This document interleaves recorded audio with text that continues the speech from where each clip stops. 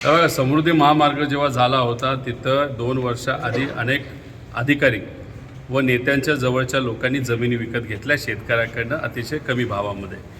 आणि मग जेव्हा तिथं रस्ता जाहीर झाला त्यानंतर मोठ्या चांगल्या भावामध्ये तिथं जमिनी परत एकदा घेण्यात आल्या. म्हणजे पैसा हा शेतकऱ्याला गेला नाही, मधल्या दलालांना गेला. आणि तशीच काहीतरी परिस्थिती आता जो शक्तिपीठ मार्ग बनवला जातो आहे, आता नाशिकचा तो भोंदूबाबा खरात त्याचं आणि सोलापूरचं काय नातं तसं. त्या भोंदूबाबाली तिथं शक्तिपीठ मार्गावर जमीन घेतली, 2 लाखाला घेतलेली जमीन.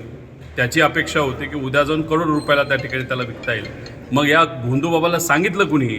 मग या भोंदूबाबासारख्या लोकांना आणि जे अधिकारी आहेत, नाहीतर राजकीय नेते आहेत, नाहीतर इतर लोक जे शासनाची संलग्न आहेत, यांना कसं कळतं की रस्ता कुठून त्या ठिकाणी जातो आहे? हे सगळ्या गोष्टी एका भ्रष्टाचाराचा एक भाग आहे असं आमचं मत आहे.